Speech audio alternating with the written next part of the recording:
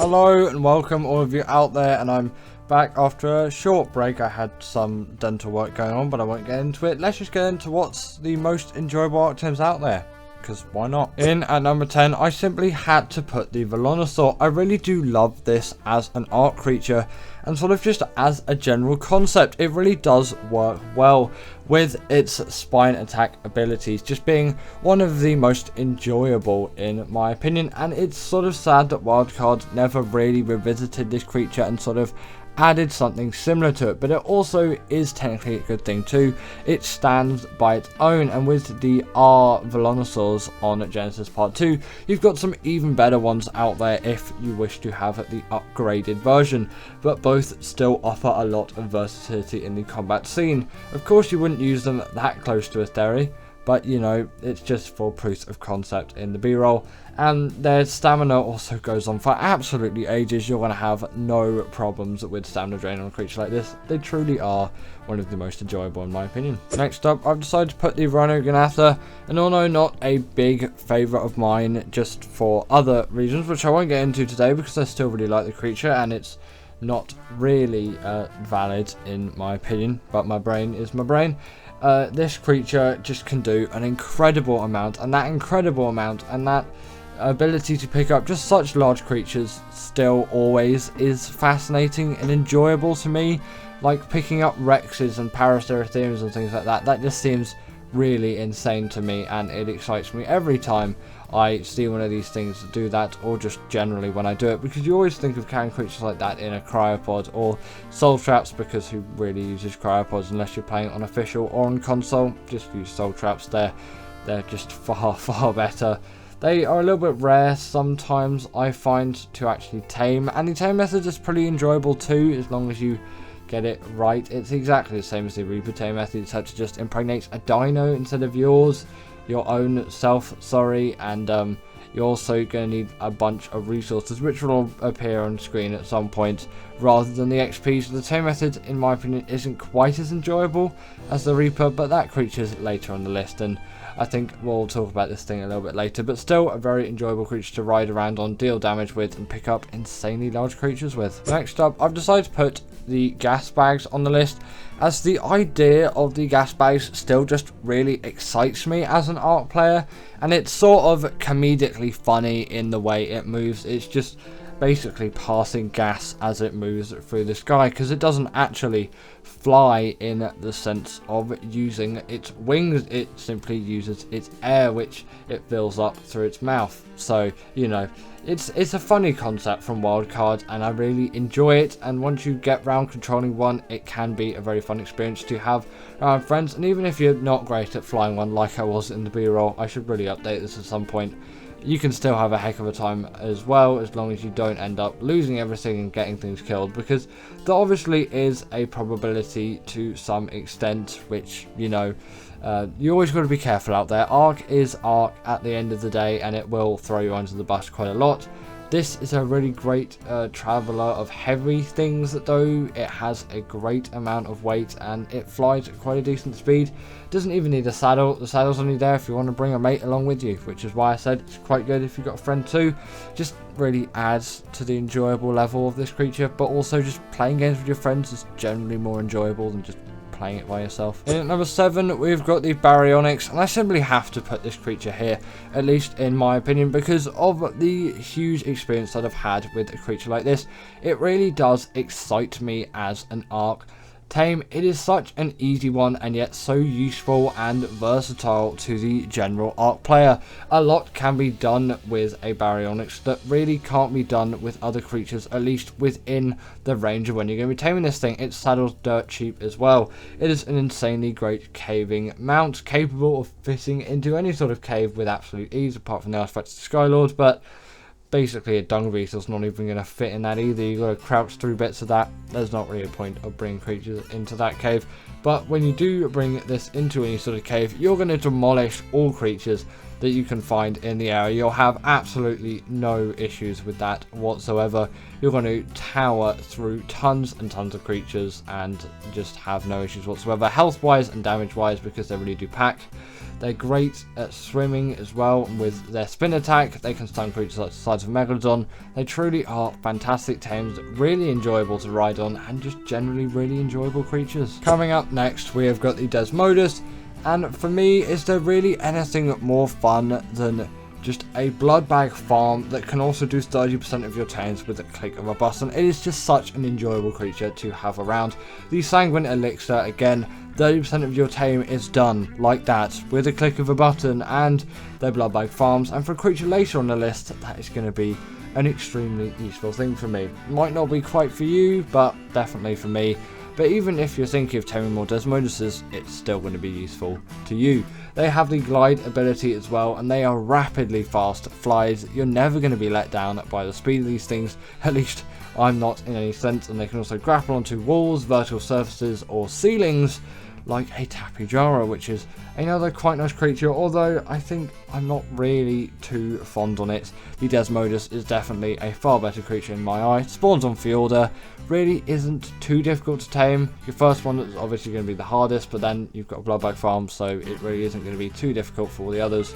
Just great flyers, great use for PvP, great use for PvE. And at number 5, we have got the Astrodelphis, and I'm also going to put the Tropignatus here as sort of a side note, but I really love both of these creatures as they are just such fast flies. They are so rapid, like genuinely you can get a lot done with the speed of these things. You can traverse maps with absolute ease. You should have no issues whatsoever, especially in just generally getting from A to B really quickly. Even in the damage department too, they excel with all of their lasers or just bomb firing apparatus.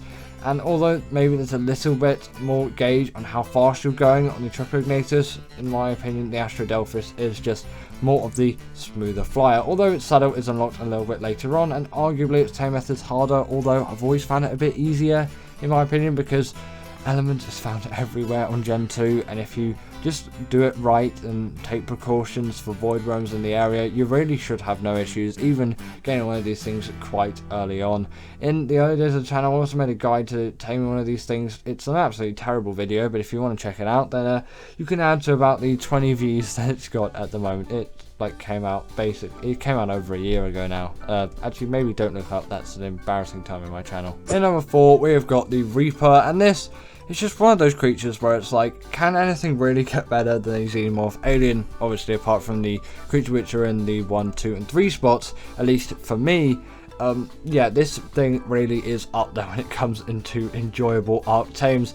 It is such a great marathon to tame one of these things with its, some may say, laboriously long method, and also quite difficult one too, but I find it really isn't too bad once you get into it. And if it all goes well for you, which if you prepare enough it should, unless Ark's just being Ark and it absolutely ruins everything for you, then it should be a reasonably enjoyable experience. Simply trap it and get its health below 1000, that being a Reaper Queen of course, and then you need to let it impregnate you, get loads of XP, and then once your Reaper baby is born, try and claim that thing. Some Reaper pheromones will help if that baby's still trying to kill you, because it probably will, to be honest. They're not strictly necessary, at least I'm pretty sure, so I don't think you have to feed them to it early on, but I would keep them there for safe measure. They're not quite the hardest things to get, but it will take a little bit of elbow grease. But then you got yourself a cool Reaper, and it's such a great arc of progression. I love taming these things every single time on AB. Yes, they can be easily obtained on Gen 2, but I don't really see the fun in that, because it's really just not difficult in my opinion, and I love the progression. In at number 3, we have got the Mwing, and this is so enjoyable to me as, come on, look at firstly just how good this thing's model is. I love the design of this creature. It's sort of like a flying sky platypus, and it's really captured the hearts of many Ark players ever since its release. But also why it's just so enjoyable is it's just so fast. It's like honestly insane. This thing travels at such a pace. Basically, nothing can keep up to it unless it's had insane movement speed levels put into it, which isn't possible on basically all these servers out there because little have fly speed leveling. I'm also pro fly speed leveling, by the way, if you're wondering. I think Ark should really bring it back. I guess, yeah, it was a little bit game breaking, but maybe set a limit on it for those official servers, like 135% or 150% or something like that, because it really does add a nice dynamic. Yeah, 1000 movement speed Maywings would be absolutely insane, and I've tested them out on some single player servers and they are so fun to ride on when they're that speed, but also a little bit not, because you just get stuck on everything. That's a portable feeding trough, so it is an enjoyable thing for breeders. They're pretty decent swimmers too, and they can gather berries, but the main reason why they're here is just the Maywings are so good with their speed. It's honestly insane. In number 2, I've decided to put the Bloodstalker, as this is my favourite all-time, just basically general travelling mount out there. While I love the Maywing and it's got loads of great speed on it, for just generally all travel combined, that including underwater travel especially, because I do actually spend quite a lot of time down there. I don't know why I've been doing that as of late, but I'm just really enjoying it, I guess. Just for general travel on the surface as well, they work so effectively, and they are my favourite travel mount at the moment.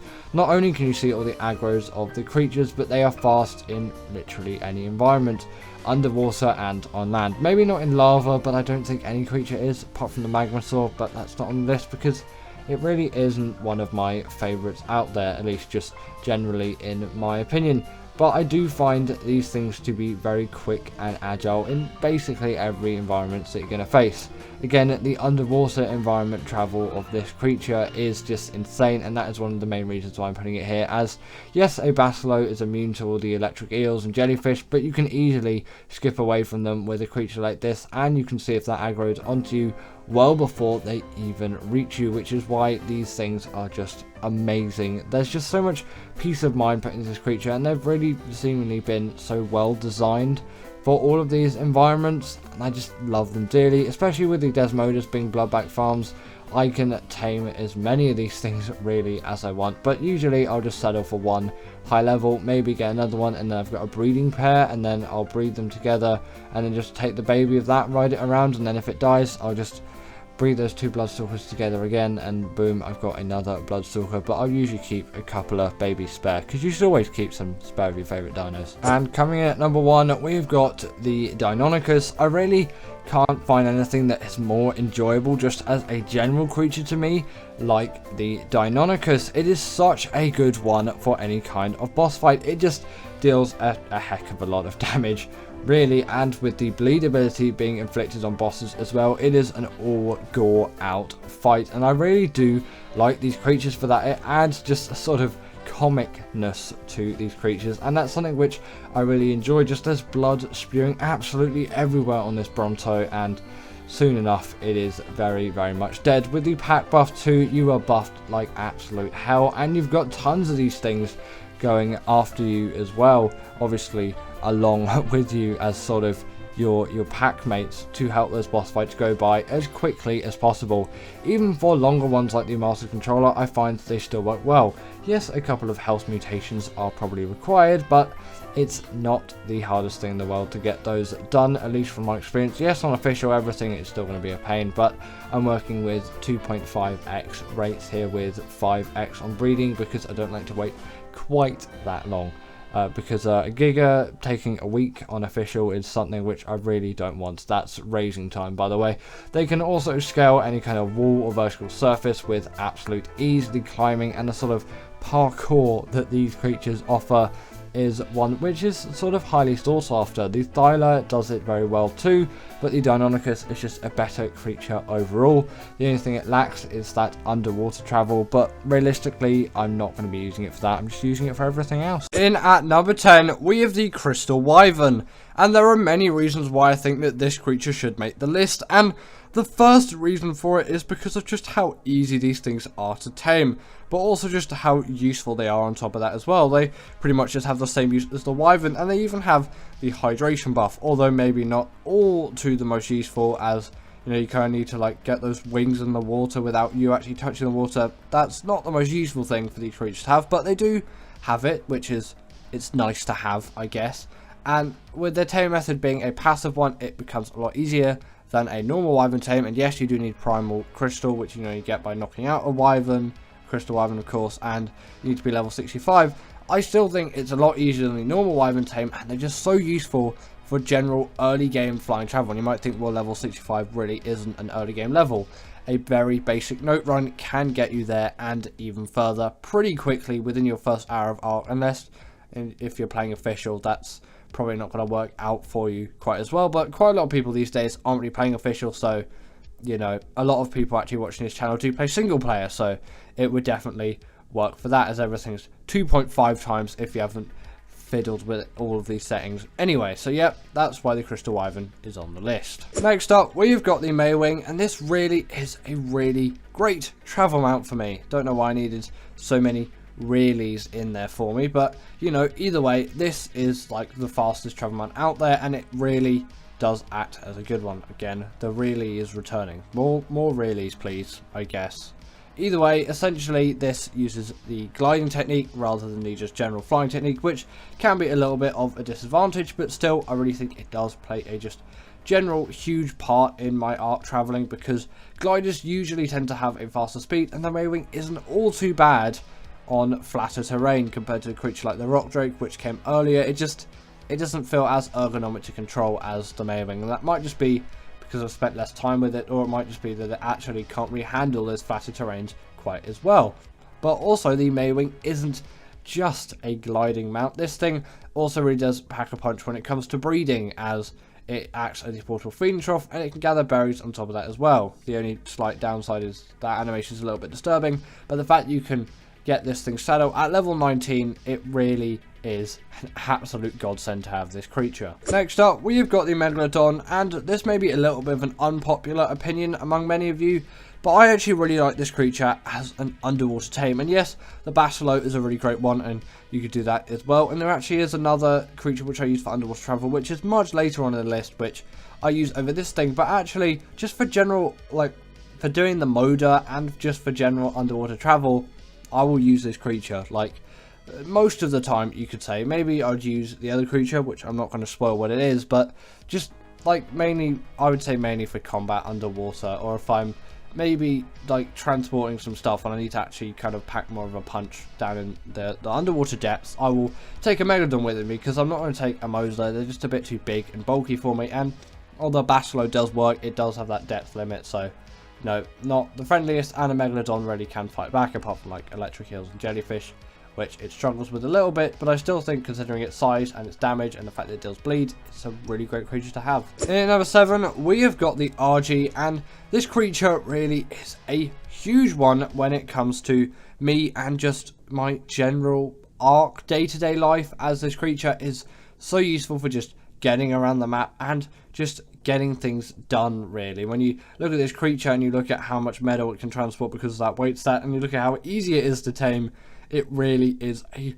truly great one, which I can't not use at all in Ark. I have to use this creature. It's partly maybe some nostalgia reasons, because I've been using the RG for absolutely ages, but I really think this is one of the best flyers in the game. It's a pretty good travel mount, although maybe not the quickest out there, and it really does pack a punch in the damage department, which you maybe wouldn't expect quite as much, because it's an RG. You wouldn't expect it to do that much damage. It can also carry creatures in its beak as well, which is kind of nice, but I don't really need to carry a Dodo around with me in its beak, so I don't really use that all too much. Its saddle also acts as a smithy, so if any of your metal stuff breaks along the way, you can always just repair that. If you have some metal ingots on you, it's not going to refine metal ingots like a Phoenix does.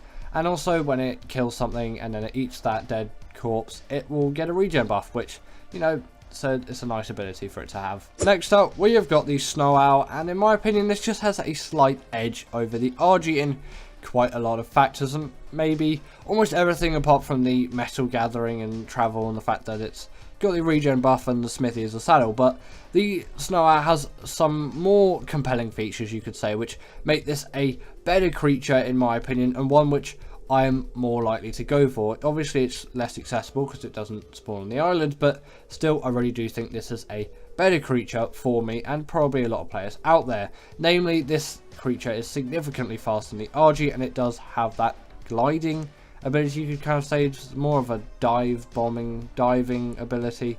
It's something along those lines. It's not really like a glide as a glider would have, because it is a flyer, but it really does tremendously speed up these creatures. But it also has kind of a heat vision ability, which, you know, is actually quite nice to have for me as a PvE player, because if I ever lose a creature for some reason, like, I can quite easily find it. It tends to be wild, not really tamed ones, because I use creature find deluxe for that and I can just find them anyway. But still, in a pinch, just if you want to find a small wild creature around you, it's quite useful to have.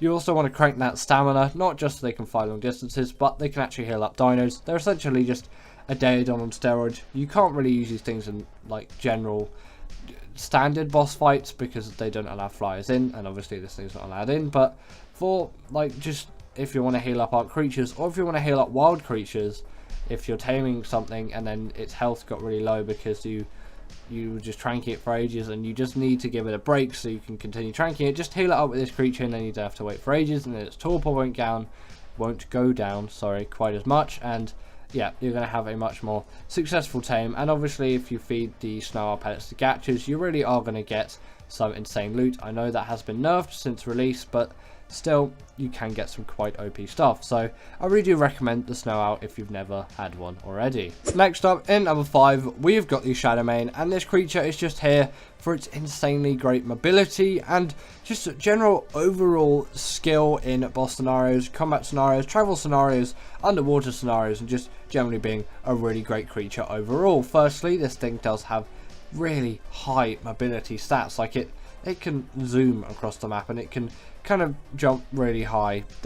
It's a little bit scary actually. You should always beware if you're on a flyer and there's a Shadowmane, because it can just jump up and just absolutely decimate you. But also these things do have the pack buff, they can go invisible, and they have the hydration buff too, which again barely any creatures have, and it makes a lot more sense for this creature than like the Crystal Wyvern, because they're a land creature, so you can actually go underwater with these things, and they are actually really great in that scenario. The only real downside to these creatures is the tame method is pretty annoying, and there are a lot of things that can go wrong with it. But once you do have one, you really do have yourself an insanely great mount, which I think all of you out there should be taming, as long as you have a map where this thing actually spawns on, as it truly is a terrific creature. Next up, we have got the Desmodus, and in my opinion, this thing just kind of had to be here for several reasons.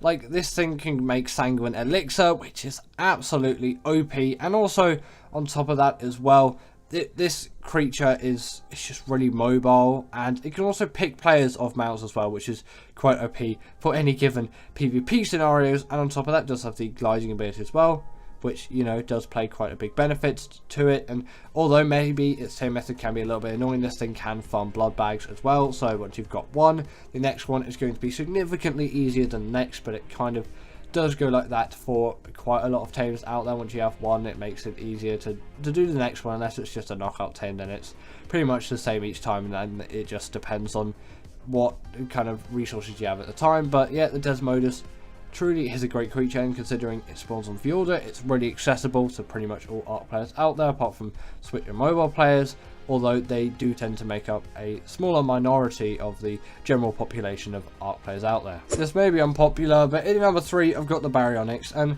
why am I putting this thing above the Desmodus? Well, I think it's more of a useful creature to me, and although that 30% on tames is such a cool ability to have, the usefulness of this creature being such a great caving mount to me, and considering how useful doing caves is in Ark compared to like getting 30% taming on a creature, to me the Baronyx just seems like the better option, which I'd go for. I know it isn't a flyer and all of that, and maybe it doesn't have as many abilities behind it, but it's so invaluable for all of its caving abilities, and with its one kind of ability which it does have, it makes it pretty useful for the underwater caves, as it can stun creatures up to the size of a Megalodon. You see that a little bit later in the B-roll, and considering it's got pretty good health, pretty decent damage, very good mobility, especially for a carnivore, but it does make sense considering its size. It's really good underwater as well.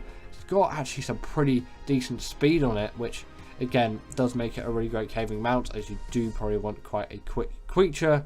Tweecher? What even? It's like I've got a dysfunction with saying R sounds. But yeah, that's why I put the Barry at number 3. Feel free to disagree with me. It's just my opinion really on this creature. I really like the Barry. At number 2, we have got the Bloodstalker, and in my opinion, this is the best ocean creature. And you might not think of it like that, but for me, this is the epitome of ocean travel. This creature absolutely soars under the water, and although in this bureau I've got absolutely nothing which shows this actually being underwater, I only skim over the top of it. I'll probably have to change that when these things come out in ASA, or I might just redo the B-roll for this creature at some point, because I really do use these things for underwater travel a lot. They can quickly get away from electric eels and jellyfish, which again makes them quite useful for that job, because they are absolute pests of the ocean and you're not going to have a good time if you encounter one of them. These creatures also just on the land as well really do have quite a lot of speed behind them, which really again does benefit them quite heavily. And also on top of that, if you're on Gen 1, you can get some hexagons out of these things by doing some missions with them. And I've actually done the alpha mission for the bog race. I know maybe not the biggest achievement, but you can definitely fly the Bloodstalker once you've done that. I'm a little bit rustier now just for general travelling around, because I mainly just use these things for underwater travel, and that's what I prefer them for, and that's kind of what I use these creatures for. But they are just packed with loads of other abilities as well, and you kind of turn into Spider-Man when riding this thing. And also their tame method is the exact same as the Desmodus. I should really say it the other way around, because obviously this creature came first, and thanks to the Desmodus actually being able to get loads of blood bags, it also does make Bloodstalker taming a lot easier. So I do actually really thank that creature for coming out and allowing Bloodstalker tames to be easier, because it really is a great creature. And finally, in at number 1 is the Deinonychus, and this really does just play such a huge role for me in just general amazingness of Ark creatures. It really is a great boss creature, and it's really just great for general ability and just generally kind of everything in Ark apart from resource gathering, although you know you have some other creatures that you can use the Anki and all of that. But I tend to not spend a lot of time talking about resource gatherers in Ark. I kind of just don't really appreciate them as much, and I probably should. But this thing can do bleed damage to bosses, which is kind of an insane ability to have, which no other Ark creature has. And this thing, it really does bosses well. Like, you compare it to any other creature on the islands which can go into the bosses, and it does so much better than them, and it can kill them so quickly, especially because it has the pack buff, so you can just absolutely decimate tons of creatures. And again, that high mobility really is going to play a huge role when it comes to actually killing those bosses, and also just avoiding those bosses as well, because having a high mobility, you know, it's easy to get away from things, and you can kind of deal more damage just by hopping around it. You can it's not in most cases, but still there are some cases where that tends to work. It's mainly just for dodging stuff rather than dealing more damage. But also you can just see they're great for just general traversing of normal maps too, which again does play a huge benefit, and they can just be used as like normal travel mounts. And especially considering how easy they are to tame, they really are a no-brainer, and I think everyone should be taming themselves a Deinonychus. But anyway, that is the end of today's video, and I really hope that you enjoyed this one. And as always, comment down below, what is your must-have Ark tame? Do you agree with this list? If not, comment your top 10 down below, and as always, I'll see you all later.